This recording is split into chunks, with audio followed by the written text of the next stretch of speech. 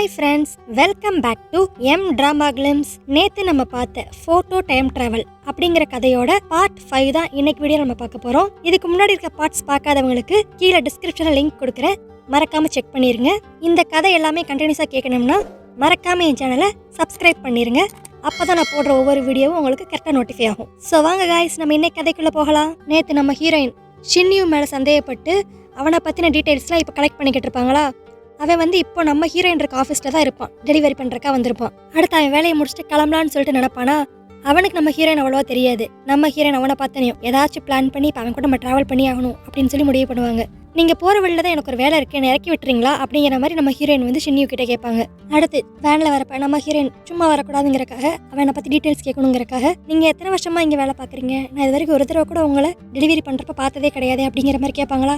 ரொம்ப நாள்லாம் கிடையாது, இப்போ கொஞ்ச நாளாக தான் அப்படிங்கிற மாதிரி அவன் சொல்லுவான். திரும்பி அவனும் பதிலுக்கு கேட்பான், நீங்கள் எத்தனை வருஷமாக வேலை பார்க்குறீங்க அப்படின்ட்டு. நம்ம ஹீரோயின் 5 வருஷமாக வேலை பார்க்குறேன் அப்படிங்கிற மாதிரி பேசிக்கிட்டு இருப்பாங்களா. அப்போ தான் நம்ம ஹீரோயின் லைட்டு வச்சு பார்ப்பாங்க. நம்ம ஹீரோயின் இந்த வண்டியில் ஏறுறதுக்கு முன்னாடி அவன் பேக்கில் எடுத்து வச்சுக்கிட்டு இருப்பான். நம்ம ஹீரோயின் வரதை பார்த்து அப்படி டக்குன்னு க்ளோஸ் பண்ணிடுவான். கரெக்டாக இந்நேரம் நம்ம ஷியாங் ஷாவும் நம்ம ஹீரோயினுக்கு மெசேஜ் பண்ணுவாங்க. நான் நம்ம ஹீரோட அக்கா காஃபி ஷாப்பில் தான் இருக்கேன், நீ எங்கே இருக்க, நான் உன்னை பிக் பண்ணுவேன் அப்படிங்கிற மாதிரி கேட்பானா. இல்லை நானே வந்துடுவேன் அப்படிங்கிற மாதிரி நம்ம ஹீரோயின் சொல்லுவாங்க. எதில் வர அப்படின்னு சொல்லி அவன் டெக்ஸ்ட்டில் கேட்பான். நான் ஷின்யூவை பார்த்தேன், அவன் கூட தான் இப்போ வண்டியில் வந்துக்கிட்டு இருக்கேன் அப்படிங்கிற மாதிரி நம்ம ஹீரோயின் ரிப்ளை போட்டுருவாங்க. கரெக்டாக அந்நேரம் இன்னொரு கார் நடுவில் வந்துடும். நம்ம ஷின்யூ டக்குன்னு பிரேக் போட்டுருவான். இந்த மாதிரி திடீர்னு ஒரு கார் வந்ததை அவனால் அக்செப்ட் பண்ணிக்கவே முடியாது. எப்படி ஓட்டுறாங்க பாரு அப்படிங்கிற மாதிரி சொல்லிட்டு அவன் கழுத்தெல்லாம் ஸ்க்ராட்ச் பண்ணுவான், ஒரு மாதிரி வியர்டாக நடந்துக்குவான். இதை பார்த்து நம்ம ஹீரோனுக்கு ரொம்ப பயமாக இருக்கும். ஏன்னா இதே மாதிரி தான் நம்ம ஹீரோ கிட்ட அவன் பேசிக்கிட்டு இருக்கப்போ ஒரு தடவை இதே மாதிரி கழுத்தை ஸ்க்ராட்ச் பண்ணியிருப்பான் வியர்டா. ஸோ இப்போ நம்ம சந்தேகம் எல்லாமே நம்ம ஷின்யூ மேலே தான் அப்படியே திரும்பும். அடுத்து நம்ம ஹீரோயின் அந்த காஃபி ஷாப்புக்கு வந்துருவாங்களா. அவங்கள பார்த்தாவே தெரியும், தபச்சோண்டா பொழச்சோண்டா அப்படிங்கிற மாதிரி தான் வந்து உட்காந்துருப்பாங்க. நம்ம ஷியோன் ஷா திட்டுவான், ஏன் இப்படி பண்ண, அவன் ஏற்கனவே வேடா இருக்கான், அவன் கூடலாம் ஏன் வந்த, சரி நீ இப்போ புதுசாக எதை சொல்கிற, ஷியோஜுன் தற்கொலை பண்ணிக்கல, அவனை யாரோ கொலை பண்ணிட்டாங்க அப்படிங்கிற மாதிரி. அப்போ நம்ம ஹீரோயின் சொல்லுவாங்க, ஆமாம் ஷின்யூ தான் நம்ம ஹீரோவை கொண்டுட்டான், நீ எப்படி இவ்வளோ கான்ஃபிடென்ட்டாக சொல்கிற, ஏதோ கண்ணால் பார்த்த மாதிரி அப்படிங்கிற மாதிரி நம்ம ஷியோங் ஷா கேட்பானா. அப்போ தான் நம்ம ஹீரோயின் எல்லாத்தையும் எக்ஸ்பிளைன் பண்ணுவாங்க. 10 வருஷத்துக்கு முன்னாடி நாங்கள் ஒரு கேமரா வச்சுருந்தோம், அதில் அவன் ஃபோட்டோ தான் இருந்துச்சு, நம்ம ஃபோட்டோ கிளப்புக்குள்ளே திருட்டுத்தரமாக உள்ளே போனான், அதை எனக்கு ஷியூஜுன் தான் இப்போ எனக்கு மெயில் பண்ணியிருந்தான் அப்படிங்கிற மாதிரி சொல்லுவாங்களா. நம்ம ஷியோங் ஷா ஒரு நிமிஷம் கன்ஃபியூஸ் ஆயிடுவான். வெயிட் பண்ணி என்ன சொல்கிற, 10 வருஷத்துக்கு முன்னாடி எடுத்த ஃபோட்டோவை இப்போ நம்ம ஷியோன் ஜூன் உனக்கு மெசேஜ் பண்ணியிருக்கானா, அது எப்படி முடியும், அவன் தான் உயிரோடு இல்லையே அப்படிங்கிற மாதிரி இவன் கேட்பானா. அதுக்கு நம்ம ஹீரோயின், உனக்கு இன்னும் தெளிவாக புரியலன்னு நினைக்கிறேன், நான் பாஸ்ட்டுக்கு போய் எதனா பண்ணிட்டு வந்தேன், சில ஃபோட்டோஸ் எரிக்கிறனால என்னால் பாஸ்ட்டுக்கு போக முடியும் அப்படிங்கிற மாதிரி இப்போ நம்ம ஹீரோயின் சொல்லுவாங்களா. நம்ம ஷியோன் ஷா டக்குன்னு யோசித்து பார்ப்பான். ஏன்னா 10 வருஷத்துக்கு முன்னாடி இவங்க 2 பேரும் அந்த டைம் ட்ராவலை பற்றி பேசிக்கிட்டு இருக்கதை ஷியோங் ஷா கேட்டிருப்பான். அப்போ அவன் ஃபுல்லாக நம்பியிருக்க மாட்டான், ஒரு 80% அந்த மாதிரி தான் நம்பியிருப்பான். இப்போ நம்ம ஹீரோயின் சொல்லி உனக்கு இது ஸ்ட்ரைக் ஆகும். ஆமாம், நீங்கள் 2 பேரும் 10 வருஷத்துக்கு முன்னாடி பேசிக்கிட்டு இருந்தால் நான் கேட்டேன், அப்போ அது எல்லாமே உண்மைதானா அப்படிங்கிற மாதிரி இப்போ ஷியோங் ஷா சொல்லுவான். அதுக்கடுத்து இப்போ நம்ம ஹீரோயின் ஒன்று சொல்லுவாங்க, நம்ம எவிடன்ஸோட ஷின்யூ தான் கொலை பண்ணா அப்படிங்கிறத நம்ம கண்டுபிடிச்சிட்டோம்னா நம்மளால நம்ம ஷியோஜுனை காப்பாற்ற முடியும், திரும்பி அவனை லைஃபுக்கு கொண்டு வர முடியும் அப்படிங்கிற மாதிரி இப்போ அவங்க பிளான் எல்லாத்தையுமே நம்ம ஹீரோயின் ஷியோன் ஷா கிட்ட சொல்லுவாங்க. அதுக்கடுத்து இப்போ நம்ம ஷியோங் ஷா அன்னைக்கு அந்த ஃபைலை கொடுக்குறப்ப, நான் ஒரு பேஜ் ஒன்று பார்க்க வேணான்னு சொல்லியிருந்தேன் தெரியுமா, அது ஏன்னா நீ தேவையில்லாமல் இந்த கேஸை பற்றி யோசித்து திரும்பி தான் டிப்ரெஷனுக்கு போயிருன்னு சொல்லி தான் நினச்சேன், ஆனால் நீ இவ்வளோ ஸ்ட்ராங்காக நம்ம ஹீரோ உயிரோட கொண்டு வரலான்னு நினைக்கிறப்போ நானும் ஹெல்ப் பண்ணுறேன், இந்த இன்னொரு ஃபைல் இதை நான் வந்துட்டு கொடுக்கவே இல்லை அப்படின்னு சொல்லிட்டு கொடுப்பாரு. என்னன்னா இங்கே இது நடந்துக்கிட்டு இருக்கப்ப அப்படி ஈவென்ச்சுவலாக நம்ம ஹீரோயினோட ஆஃபீஸில் தான் கட்டுவாங்க. இப்போ மெடிசன்ஸ்லாம் அவங்க எடுத்து வச்சுக்கிட்டு இருப்பாங்களா, அதில் ஒரு பாக்ஸ் மட்டும் குறையும். இதே மாதிரி தான் எல்லா வட்டமும் நடக்கும். என்ன எப்போ பார்த்தாலும் இந்த மருந்து மட்டும் கம்மியாக வந்துக்கிட்டே இருக்குது அப்படிங்கிற மாதிரி அங்கே வேலை பார்க்குறவங்க பேசுவாங்க. அது என்ன மருந்து தான், ஜியோடைல் அப்படிங்கிற மாதிரி அது பேர். அது லைட்டாக அந்த அனிமல்ஸ் கொடுக்குற அனஸ்தீஷியா மாதிரி. இங்கே காஃபி ஷாப்பில் நம்ம ஹீரோயின் இப்போ அந்த ஃபைல் ஓப்பன் பண்ணி பார்ப்பாங்க. அதில் என்ன போட்டிருக்கோம்னா, நம்ம ஹீரோ குடிச்ச ட்ரிங்க்ல அதே மெடிசன் கலந்த மாதிரி தான் போட்டிருக்கும். நம்ம ஹீரோயினுக்கு ஒரு மாதிரி ஷாக் ஆயிரும். ஷின்யூ எதுக்கு இந்த மெடிசனை கலந்து கொடுத்துருக்கணும், ஃபர்ஸ்ட் இந்த மெடிசன் எப்படி ஷின்யூக்கு கிடைக்கும் அப்படிங்கிற மாதிரி இவங்க யோசிச்சுக்கிட்டு இருப்பாங்க. அப்போ தான் நம்ம ஹீரோயினுக்கு அவங்க ஆஃபீஸ்லேருந்து ஃபோன் வரும், இந்த மாதிரி மெடிசன்லாம் டெலிவரி ஆயிடுச்சு, ஆனால் அதில் ஜோடைல் மட்டும் எப்போ பார்த்தாலும் ஒரு பாக்ஸ் மிஸ் ஆகிக்கிட்டே இருக்குது அப்படிங்கிற மாதிரி சொல்லுவாங்களா. நம்ம ஹீரோயின் ரொம்ப யோசிப்பாங்க, அதை இப்போ ஷின்யூ தானே டெலிவரி பண்ணிட்டு போனா, ஏதோ தப்பாக இருக்குது, சரி அவன் ஆஃபீஸ்க்கே போயிடுவோம் அப்படின்னு சொல்லிட்டு நம்ம ஷியோங் ஷாவும் நம்ம ஹீரோயினும் கிளம்புவாங்க. அந்த சைடு நம்ம ஷின்யூவை காட்டுவாங்க. அவன் பேக்கில் என்ன ஒழிச்சு வச்சுக்கிட்டு இருந்திருப்பானா, இந்த மெடிசனை தான் ஆட்டையை போட்டு ஒழிச்சு வச்சுக்கிட்டு இருந்திருப்பான். இப்போ நம்மளுக்கு ஒரு மாதிரி ஷாக் ஆயிரும், அப்போ உண்மையில இவன் தான் கொண்டிருக்கானோ, அதுக்கு தான் இப்பயும் இந்த மெடிசன்லாம் வச்சுக்கிட்டு சுற்றுறானோ அப்படிங்கிற மாதிரி தான் நம்ம யோசிப்போம். அடுத்து இப்போ நம்ம ஹீரோயினும் அங்கே வந்துருவாங்க. அவன் வேனுக்குள்ளே போய் வேறு எதுவும் எவிடன்ஸ் இருக்கா அப்படிங்கிற மாதிரி செக் பண்ணுவாங்க. பார்த்தா அங்கே பாட்டில் அந்த மெடிசனை அவன் ஏற்கனவே ஆட்டை போட்டு வச்சுருந்துருப்பான். ஸோ இது எல்லாத்தையுமே நம்ம ஷியோங்ஷா ஃபோட்டோ எடுத்து வச்சுக்குவோம். அப்படியே உடனே ஒரு போலீஸ் ஆஃபீஸருக்கு ஃபோன் பண்ணி இதை பற்றி கம்ப்ளைண்ட் பண்ணிக்கிட்டு இருப்பான். நம்ம ஹீரோயினா வேறு எதுவும் எவிடன்ஸ் இருக்கா அப்படின்னு சொல்லி தேடி பார்த்துக்கிட்டு இருப்பாங்க. கரெக்டாக அந்நேரம் ஷின்யூ ஆஃபீஸ்க்குள்ளேருந்து இப்போ வேனு கிட்ட வந்துக்கிட்டு இருப்பான். நம்ம ஹீரோயினுக்கு என்ன பண்ணுறதுனே தெரியாது. அப்படியே பின்னாடி சீட்டுக்கிட்ட போய் ரொம்ப ஒடுக்கி ஒளிஞ்சிருப்பாங்களா. ஷின்யூ வந்து ஃபஸ்ட்டு முன்னாடி இருக்க டோர் தான் ஓப்பன் பண்ணி பார்ப்பான். அவன் திங்ஸ் எல்லாம் ஒரு மாதிரி கலைஞ்சிருக்குமா. ஸோ ஏதோ ஃபிஷ்ஷியாக இருக்குன்னு சொல்லிட்டு அந்த முன்னாடி இருக்க மிரர் அப்படியே லைட்டாக அட்ஜஸ்ட் பண்ணிட்டு பார்ப்பான். பின்னாடி நம்ம ஹீரோயின் உட்காந்துருக்கு தெரிஞ்சிடும். அப்படியே மெதுவாக பின்னாடி வழியாக வந்து நம்ம ஹீரோயினை குத்திடலான்னு சொல்லிட்டு யோசிப்பான். கரெக்டாக கத்தியை ஓங்குவான். அந்த இடத்துக்கு நம்ம ஷியோங்ஷா வந்து அவனை பிடிச்சிருவான். நம்ம ஹீரோயின் ஒரு செகண்டில் அப்பா தப்பிச்சோண்டா சாமி அப்படிங்கிற மாதிரி தான் இருப்பாங்க. அடுத்து அந்த இடத்துக்கு போலீஸ் வந்துடும். அப்படியே நம்ம ஷின்யூவை அரெஸ்ட் பண்ணிட்டு கூட்டு போயிடும். அடுத்து போலீஸ் ஸ்டேஷனில் தான் காட்டுவாங்க. நம்ம ஷின்யூவை இன்வெஸ்டிகேட் பண்ணிக்கிட்டு இருப்பாங்க. இப்போ வரைக்கும் அவனை வந்து அந்த மெடிசன் திருடினதுக்கு மட்டும்தான் அரெஸ்ட் பண்ணியிருக்காங்க. நம்ம ஷின்யூக்கு இப்போ தான் ஏதோ ஸ்ட்ரைக் ஆகும். இவங்க எல்லாத்தையும் நான் எங்கேயோ பார்த்துருக்கேனே அப்படிங்கிற மாதிரி. அப்புறம் தான் அவனுக்கு கண்டுபிடிப்பா இவங்க எல்லாரும் நம்ம ஹீரோவோட ஃப்ரெண்ட் அப்படின்ட்டு. அப்படியே அந்த போலீஸ் ஆஃபீஸர்கிட்ட சொல்லுவான், சார் அவங்களுக்கு நான் ட்ரக்ஸை திருடினதெல்லாம் பிரச்சனை இல்லை, அவங்க என்ன வேற ஒரு விஷயத்துக்காக தேடிக்கிட்டு இருக்காங்க, அவங்களோட ஃப்ரெண்டுக்குலாம் அது தேவை அப்படிங்கிற மாதிரி நம்ம ஹீரோவை மென்ஷன் பண்ணி அவன் பேசிக்கிட்டு இருப்பான். இங்கே வெளியே நம்ம ஹீரோயின், சார் அவனை அரெஸ்ட் பண்ணிட்டீங்களா, இவன் தான் அந்த கொலையை 10 வருஷத்துக்கு முன்னாடி பண்ணான், நான் அடிச்ச வீடியோ பார்த்தீங்களா, அதுவே உங்களுக்கு போதுமான எவிடன்ஸ் தானே அப்படிங்கிற மாதிரி நம்ம ஹீரோயின் சொல்லுவாங்க. ஆனால் அந்த ஆஃபீஸரா, ஐயோ அது கிரைம் சீனும் கிடையாது, அதில் விக்டிம் கூட இல்லை, இதில் எந்த பேசிஸ்லையும் என்னால் இவனை மர்டரர் அப்படிங்கிற மாதிரி சொல்ல முடியாது அப்படிங்கிற மாதிரி அந்த போலீஸ் ஆஃபீஸர் சொல்லிடுவார். ஏன்னா அது வந்து ஜஸ்ட் அவன் உள்ளே போகிற வீடியோ மட்டும் தானே இருக்கும். அதுவும் கொலை நடந்த அன்னைக்கு கூட உள்ளே போயிருக்க மாட்டான், வேற எப்பயோ தான் போயிருப்பான். திடீர்னு நம்ம ஷின்யூக்கு அப்படி கிறுக்கு பிடிச்ச மாதிரி ஆயிரும். அவனுக்குலாம் இதெல்லாம் தேவை, அவன் செத்துருக்கணும் தான் அப்படிங்கிற மாதிரி சொல்லுவானா. இன்னொரு போலீஸ் ஆஃபீஸர் உள்ளே வந்து, அப்போ நீ தான் கொலை பண்ணியாடா அப்படிங்கிற மாதிரி கேட்பாங்க. நான் கொலைகாரன்லாம் கிடையாது, நான் தான் ஐ விட்னஸ் அப்படிங்கிற மாதிரி அவன் சொல்லுவான். என்னடா சொல்கிற, அப்போ அந்த கொலையை பண்ணது யாரு, நீ பார்த்தியா அப்படிங்கிற மாதிரி கேட்பாரு. நான் என் கண்ணால் பார்த்தேன், அது வேற யாரும் இல்லை, அந்த ஸ்கூலில் இருக்கிற ஒரு பொண்ணு தான் அப்படிங்கிற மாதிரி சொல்லுவானா.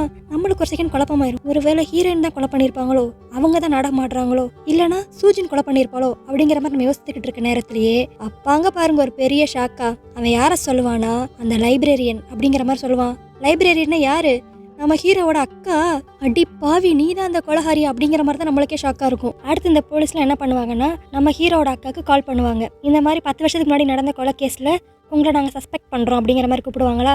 நம்ம ஹீரோட அக்கா, சஸ்பெக்ட் பண்ணுறீங்களா, எது எவிடன்ஸ் இருக்கா, யார் ஐ விட்னஸ் அப்படிங்கிற மாதிரி கேட்பாங்களா. இந்த போலீஸ்காரங்களும் ஷின்யூங்கிற பையன் தான் அப்படிங்கிற மாதிரி சொல்லிடுவாங்களா.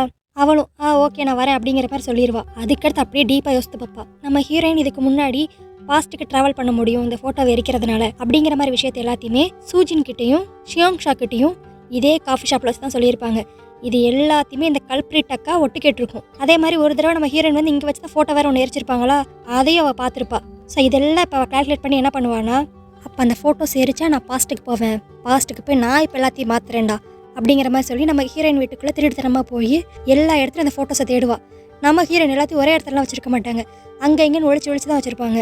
இவளுக்கு எந்த ஃபோட்டோஸும் சரியாக தெரியாதுல்ல, அதனால் அவள் கண்ணில் போடுற எல்லா ஃபோட்டோஸையும் நம்ம ஹீரோயின் வீட்டிலேருந்து எடுத்துகிட்டு வந்துடுவா. வந்துட்டு அவள் காஃபி ஷாப்புக்கு பின்னாடி வச்சு எல்லா ஃபோட்டோஸையும் ஒன்றா போட்டு எரிச்சிருவா.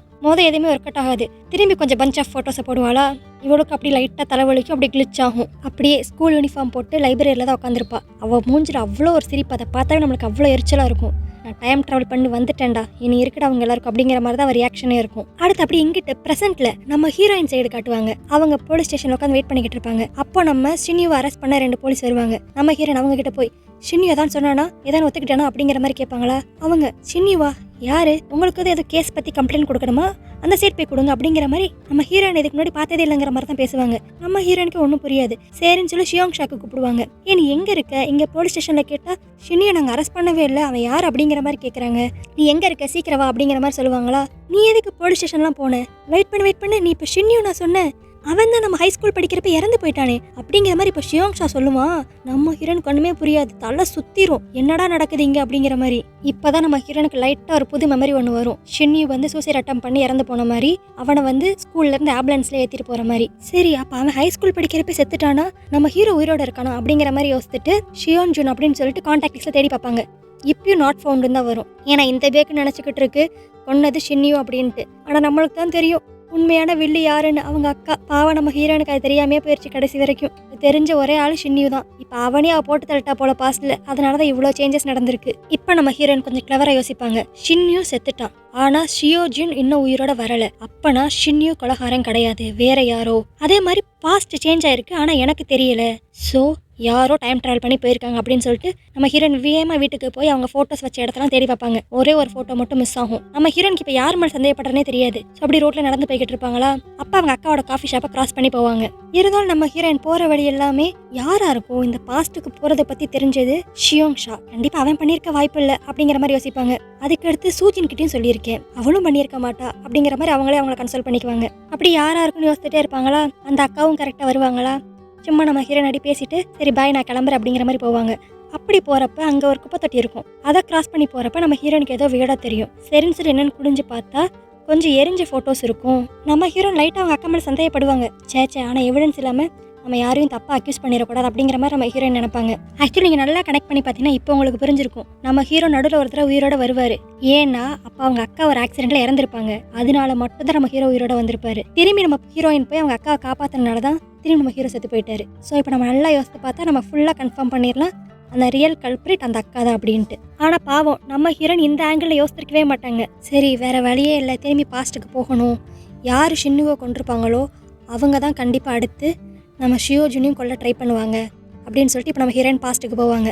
இப்போ நம்ம ஹீரோயின் எந்த டைமுக்கு வந்திருக்காங்கன்னா நம்ம ஷின்யூ இறந்து போனால் அடுத்த நாளைக்கு கரெக்டாக வந்திருக்காங்க. அடுத்து நம்ம ஹீரோயின் அப்படி ஹீரோவை மீட் பண்ணுவாங்களா, நடந்தது எல்லாத்தையுமே சொல்லுவாங்க. உன்னை கொலை பண்ணது கண்டிப்பாக ஷின்யூ கிடையாது, அது மட்டும் இல்லாமல் யாரோ எனக்கே தெரியாமல் பாஸ்ட்டுக்கு வந்திருக்காங்க, நான் வச்சிருந்த ஃபோட்டோஸ் ஏறிச்சு, ஸோ அவங்க தான் கண்டிப்பாக ஷின்யூவை கொலை பண்ணியிருக்கணும், உன்னையும் கொலை பண்ண ட்ரை பண்ணணும் அப்படிங்கிற மாதிரி இவங்க ரெண்டு பேரும் இப்போ டிஸ்கஸ் பண்ணி பேசிக்கிட்டு இருப்பாங்க. சரின்னு சொல்லிட்டு இவங்க ரெண்டு பேரும் ஃபர்ஸ்ட் அந்த ஃபோட்டோ கிளப் கிட்ட போவாங்க. அங்கே போய் அங்கே வச்சிருந்த கேமரா செக் பண்ணி பார்த்தா அந்த கேமரா இருக்காது, யாரோ எடுத்திருப்பாங்க. நம்ம ரெண்டு பேருக்கு மட்டும் தான் அந்த கேமரா இங்கே வச்சதே தெரியும் அப்படிங்கிற மாதிரி இவங்க பேசிக்கிட்டு இருக்கப்பே நம்ம ஹீரோயினுக்கு ஒன்று ஸ்ட்ரைக் ஆகும். இவங்க ப்ரெசென்ட்ல இருக்கிறப்ப ஷியோங் ஷா கிட்டேயும் சொல்லியிருப்பாங்க இந்த இடத்துல நாங்கள் கேமரா வச்சோம் அப்படின்ட்டு. ஒருவேளை இவனுக்கும் இந்த கொலையில சம்மந்தம் இருக்குமோ அப்படிங்கிற மாதிரி தான் நம்மளுக்கே லைட்டாக டவுட் வரும். சரி இப்போ இந்த எவிடன்ஸ் போயிருச்சா, வேற என்ன பண்ணலாம்னு சொல்லி ரெண்டு பேரும் யோசிப்பாங்க. அப்போதான் நம்ம ஹீரோயினுக்கு ஒன்று ஸ்ட்ரைக் ஆகும். அந்த ஜியோட்டால்ங்கிற ட்ரக்ஸ் இதை யூஸ் பண்ணி தான் கண்டிப்பாக ஷின்யூவையும் அந்த கொலகாரையும் கொண்டிருக்கணும். ஸோ நம்ம ஸ்கூலுக்குள்ளே எங்கேயாண்டு அந்த மாதிரி ட்ரக்ஸ் இருக்கான்னு சொல்லி தேடுவோம் அப்படின்னு சொல்லிட்டு ரெண்டு பேரும் ஒவ்வொரு பக்கமாக போய் தேடுவாங்க. நம்ம ஹீரோயின் தேடினதில் அவங்களுக்கு கிடச்சிரும். அந்த ட்ரக்ஸை யாரை யூஸ் பண்ணி டஸ்ட்பினில் போட்டிருப்பாங்க. இப்போ இதை எடுத்துகிட்டு வந்து போலீஸ் ஸ்டேஷனில் நம்ம ஹீரோயினும் கொடுத்துருவாங்களா.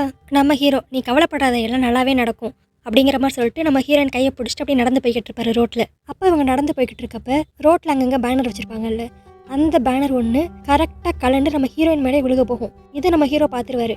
டக்குன்னு நடுவில் வந்து நம்ம ஹீரோயின் மேலே சாஞ்சிருவாரு. ஸோ அதனால் என்ன ஆகும்னா அவர் மேலே அது விழுந்துரும். இப்போ தான் நம்மளுக்கு அப்படியே அந்த ஃபோட்டோஷாப் ஓனர் அந்த தாத்தா சொன்னதை அப்படியே காட்டுவாங்க. நீ பாஸ்ட்டில் சும்மா போய் எதையும் மாற்ற ட்ரை பண்ணாத, ஏன்னா நீ ஒவ்வொரு தடவை போகிறப்பையும் ஏதான ஒரு சம்பவம் நடக்கும் அப்படிங்கிற மாதிரி அவர் வார்ன் பண்ணியிருப்பாரு. இதை இப்போ நம்ம ஹீரோயின் அப்படி லைட்டாக யோசித்து பார்ப்பாங்க. இப்போ இந்த பேனர் நம்ம ஹீரோ மேலே விழுந்த ஃபோர்ஸில் அவர் அப்படி மயங்கியே விழுந்துருவாரு. நம்ம ஹீரோனை கூப்பிட்டு பார்ப்பாங்க. ஒரு ரியாக்ஷனும் இருக்காது. ஐயோ இவ வாட்டுக்கு பாஸ்ட்டை சேஞ்ச் பண்ணுறேன்னு சொல்லிட்டு நம்ம ஹீரோவை முன்னாடியே போட்டு தள்ளிட்டாலோ அப்படிங்கிற மாதிரி தான் நம்மளுக்கே இருக்கும். ஸோ அப்படியே இங்கே நம்ம ஹீரோ மயக்கம் போட்டு விழுந்ததோடையே நான் இந்த எபிசோட முடிச்சுக்கிறேன். இனி இவங்க ரெண்டு பேரும் சேர்ந்து கொலகாரி வந்து அவங்க அக்கா தாங்கிறத கண்டுபிடிப்பாங்களா. இது மட்டும் இல்லாமல் இப்போ லைட்டாக நம்ம ஷியோங் ஷா மாதிரி கொஞ்சம் டவுட் இருக்கும். உண்மையில அவனும் இதுக்கு உடந்தையா அப்படிங்கிற எல்லா கதையுமே நம்ம நாளைக்கு வீடியோவில் பார்ப்போம். நாளைக்கு நான் போட போகிற வீடியோ உங்களுக்கு கரெக்டாக நோட்டிஃபை ஆகணும்னா மறக்காம என் சேனலை சப்ஸ்கிரைப் பண்ணிடுங்க. அப்போ தான் நான் போடுற ஒவ்வொரு வீடியோஸும் உங்களுக்கு கரெக்டாக நோட்டிஃபை ஆகும். ஓகே கைஸ், நாளைக்கு வீடியோவில் உங்களை பார்க்குறேன். பாய்.